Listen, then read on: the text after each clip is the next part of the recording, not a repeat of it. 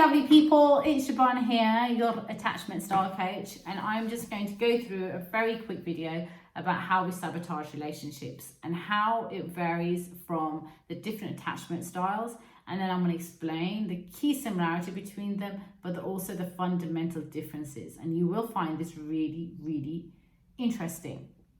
Okay, now this actually came from a post that I read by the behavior therapist, and he said that we all sabotage relationships when we're worried about our partner not liking us enough, or our potential partner not liking us enough.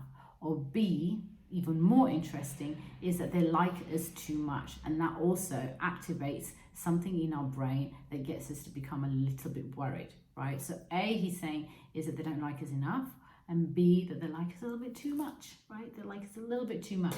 C is the one that I've added on, is when we like them a lot, right? We sabotage when we like them a lot. I haven't included when we don't like them enough, because in some ways that's almost irrelevant, right? Because you're not going to sabotage it because you don't really want it. So A is that they don't like us enough, B is that they like us too much, and C is that we like them a lot. Now, how does that relate to each of the different attachment styles? So this got me with my attachment style hat on, and in my view, the anxious attachment style, the very first one, the anxious attachment style, they're very much A and C, right? They think that the other person doesn't like them enough, and C, that they like them a lot, right? So they have that kind of clash going on in the mind. I really like him. I don't think he likes me. I really like him. I don't think he really likes me. And that's what's going on in their minds. B is a fearful avoidant, and for fearful avoidant is that their predominant one, especially in the early stages, is that they don't think that the other person likes them enough, right? They don't think the other person likes them. They almost take it as a default that they like them a lot, but they don't think the other person likes them enough, and that's what they're constantly in the test mode, right? They're always testing the person. C, the lovely dismissive avoidance, their major worry is that they think the other person likes them a little too much, right? And that's what gets them to sabotage. Now, for all three of them, what they then do is either really kind of like clinging onto the relationship, or they obviously then push it away. Like, I need to distance myself from here.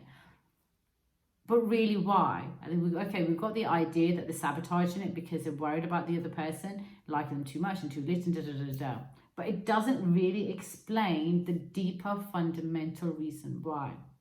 And that is the similarity between all of them, right? The key similarity between all of them is their fear of rejection, right? It's a fear of rejection. That's what's showing up from each single one. So they worry that the other person doesn't like them enough, and so they might get rejected. The fearful avoidant has the same feeling. The dismissive avoidant, which is the most interesting one here, is also having that same fear of rejection.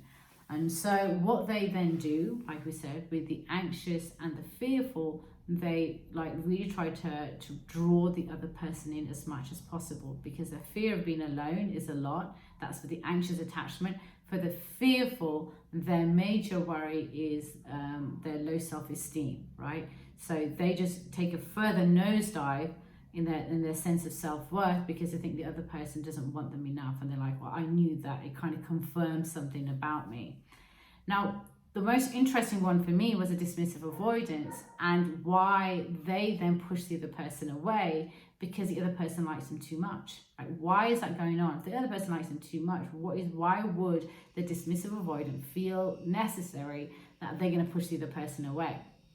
And the reason why for them, another interesting tidbit for you, is that because they have impostor syndrome, right?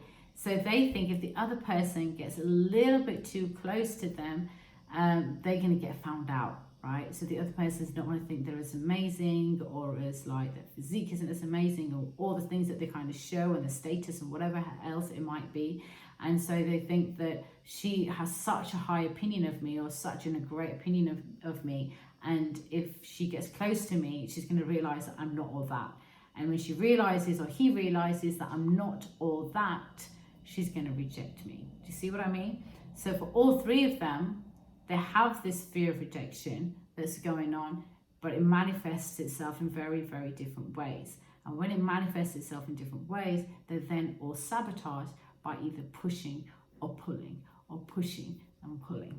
See what I mean, people? So obviously over here, in order to have a much more secure relationship and to have much more fun in it and to stop sabotaging it, we have to undo that fear of rejection, and we obviously have to undo it in the very specific way that it's kind of manifesting in your life. So the dismissive avoidance will need to work on the imposter syndrome.